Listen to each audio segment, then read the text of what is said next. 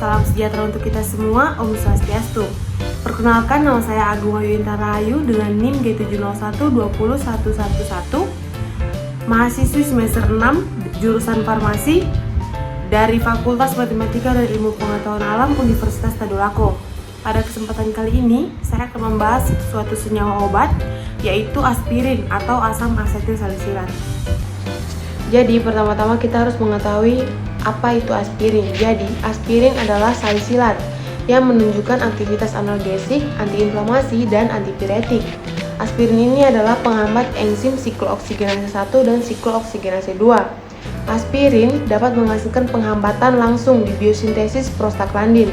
Aspirin juga menghambat agregasi trombosit melalui asetilasi siklooksigenase trombosit, sehingga dapat mencegah pembentukan faktor agregasi trombosit tromboksan A2 secara irreversibel. Kemudian selanjutnya adalah hubungan dari proses absorpsi, distribusi, dan ekskresi dari aspirin sendiri. Untuk yang pertama itu adalah penyerapan dari aspirin itu dari saluran gastrointestinal atau GI tergantung pada keadaan formulasinya. Saat dikonsumsi sebagai sediaan cair, ia dapat diserap dibandingkan dengan tablet. Hidrolisisnya menghasilkan asam salisilat. Kemudian asam salisilat ini memiliki jendela terapi yang sempit, dan jika dipertahankan dalam kisaran sempit itu, ini akan memberikan efek antiinflamasi yang sesuai. Kemudian selanjutnya, aspirin ini dihidrolisis menjadi asam salisilat di dalam sistem gastrointestinal dan sirkulasi darah dengan waktu paru aspirin 15 menit dan asam salisilat waktu paru dalam plasma dalam dosis terapeutik menjadi 2-4,5 jam. Namun, dalam dosis yang berlebihan atau overdosis, waktu ini dapat lebih panjang, antara 18-36 jam. Pada pemberian aspirin dosis tinggi, jalur metabolisme asam salisilat menjadi jenuh, akibat kadar asam salisilat dalam plasma meningkat tidak sebanding dengan dosis aspirin yang diberikan. Karena aspirin segera dihidrolisis sebagai salisilat di dalam tubuh, maka salisilat inilah yang bertanggung jawab terhadap terjadinya intoksikasi. Kemudian selanjutnya adalah ekskresi dari aspirin sendiri. Jadi ekskresi asam salisilat itu melalui ginjal sebesar 5,6% sampai 35,6%. Terdapat korelasi positif antara pH urin dengan clearance asam salisilat, di mana alkalinisasi atau peningkatan pH urin akan meningkatkan clearance asam salisilat, yang selanjutnya meningkatkan ekskresi asam salisilat melalui urin. Akibatnya, waktu paru asam salisilat dapat diperpanjang oleh pH urin yang rendah atau asam dan pada fungsi ginjal yang terganggu. Kemudian selanjutnya adalah farmakodinamik dari aspirin. Hampir 90% penghambatan siklooksigenase dapat dicapai dengan pemberian aspirin 160 hingga 325 mg. Efek ini berlangsung sekitar 7 hingga 10 hari yang biasanya sesuai dengan umur trombosit.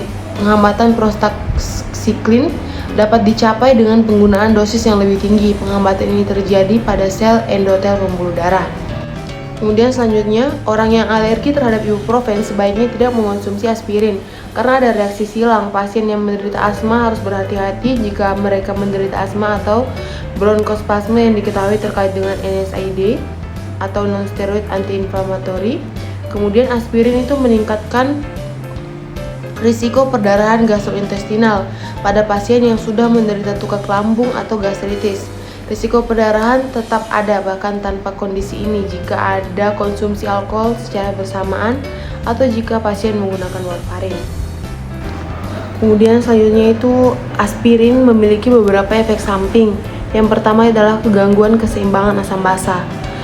Sebagian besar pasien yang mengalami intoksikasi asam salisilat berat menunjukkan alkalosis respiratorik atau gabungan alkalosis respiratorik dan asidosis metabolik, di mana alkalosis respiratorik terutama terjadi pada anak. Kelainan keseimbangan asam basa yang mula-mula terjadi pada intoksikasi salisilat adalah alkalosis respiratorik karena stimulasi langsung salisilat terhadap pusat pernafasan di otak. Alkalosis respiratorik ini dapat timbul sedemikian hebatnya disertai dengan tetani yang sering ditandai dengan adanya gangguan dalam gambaran elektrokardiogramnya. Kemudian selanjutnya adalah hubungan struktur aspirin dengan aktivitas biologisnya. yaitu ada penelitian tentang sintesis turunan aspirin dari aspirin dan senyawa aromatik antioksidan serta aktivitas biologisnya, di mana sintesis turunan aspirin dibuat dengan esterifikasi dengan adanya 1,1 karbonil dimidazol, yaitu aktivitas biologis diperiksa dengan menggunakan efek antikoagulan pada waktu pendarahan, efek antioksidan, dan efek agregasi antiplatelet. Hasilnya menunjukkan aktivitas antioksidan dan aktivitas antikoagulan yang kuat di antara 4 senyawa. Agregasi antiplatelet SG101 diperiksa dengan metode kolagen dan menunjukkan aktivitas yang lebih kuat terhadap aspirin pada reaksi agregasi kolagen. Sekian saja yang dapat saya jelaskan. Kurang lebihnya mohon maaf. Ucapkan terima kasih.